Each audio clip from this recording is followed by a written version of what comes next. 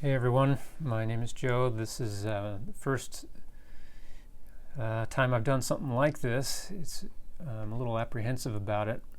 I have a thing about pushing past fears, and this is one of those fears that I've been actively struggling with for quite some time.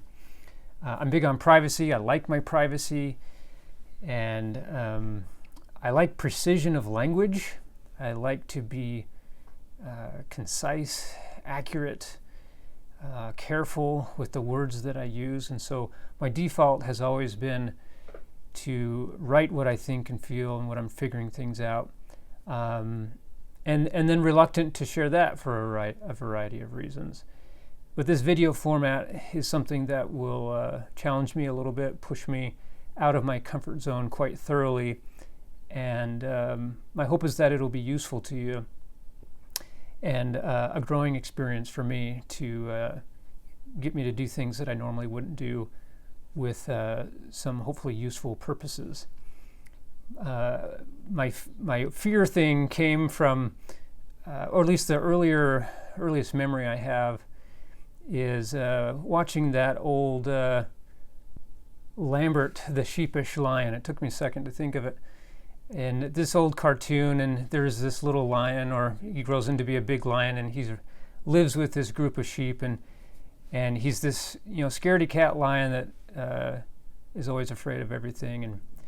And at one point, a wolf comes and is taking the mama sheep or about to eat the sheep or something, and of course it's very dramatic, and the mama sheep's crying out, "Lambert, Lambert," and he's cowering and afraid, not doing anything. And then at some point, I'd have to watch it. This has been decades ago since I've seen this, but at some point he has this epiphany or this pivotal moment where he realizes that he can and he should do something, and he overcomes his fear and he goes and saves his mama sheep. And even as a little kid, that really struck me, and I might even say that it was a spiritual experience for me. You could argue that it was a psychological thing, but I think there was more to it than that for me at the time, that really taught me something powerful about facing our fears, and that we can feel a lot of hesitation and have some very good reasons why we wouldn't want to do something. But that the moral imperative to help others, to protect others, to reach out and do something good, even though our natural inclination would be to do otherwise, or to let someone else take that step instead of us. That impressed upon me as a little kid just how powerful that idea was. And that's always stuck with me. I think that's one of the earliest memories that I can think of that blended the psychological and the spiritual for me, which has been an ongoing journey. And then another thing that came on, several years later, that kind of ingrained in me this idea of facing your fears, or at least not hiding from your fears. We had an old barn not too far from our house. It wasn't that far away, but you walk down a little bit longer driveway, and there it was. And when you first open these barn doors at night, everything's pitch black inside. You can't see what's in there.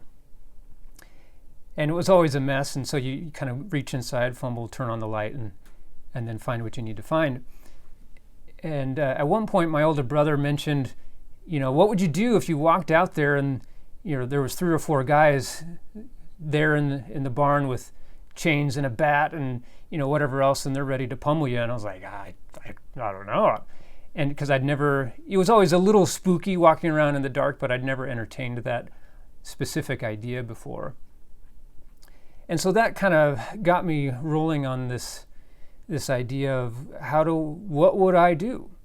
And how would I face that specific, how would I face the threat, whatever the threat is, and how would I manage that internally? Because they're two different things. One is a logistical, practical navigation of of someone attacking you, and the other is overcoming your own internal barriers, your own desire to run or to freeze or to panic, whatever it might be. And so it's been an ongoing challenge, both one I have embraced and one that I reluctantly push through, that if I'm scared of something, I've got to face it. And so to circle back, this video is the beginning of not a ton, but some intermittent, hopefully semi-regular videos about things that are on my mind. I'll be sharing things about my perspective on certain scriptural or religious teachings and practices, certain issues. I'm a neuropsychologist, and so I have, I think, a pretty decent understanding of human behavior and health and neurological realm kinds of things that influence our behavior and our functioning. And I like blending the scriptural, doctrinal, religious background that I have with the psychological and mental health arena and the neurological, medical side of things. And I think to avoid vanity, or you might think it's vanity, but I think I've got some useful perspectives to at least consider. And so these videos will be an opportunity for me to share some of those thoughts. One other example of facing my fears. So we had part of our home was a two-story home, and we had an old pump house that was near to the house for our well and the equipment and things that were there. And for whatever reason, one day I thought, how cool would it be, or how scary would it be, when you're a teenager, those kind of things tend to blend, to jump from the top of the house down to the pump house. And I'd have to, maybe see if I could measure that distance now and see what it was. But it was no casual thing to go from the two-story house to what was probably no more than a 6 or 7 foot tall pump house with what I recognized later was a very flimsy roof. It was not a recent build and not a very strong build.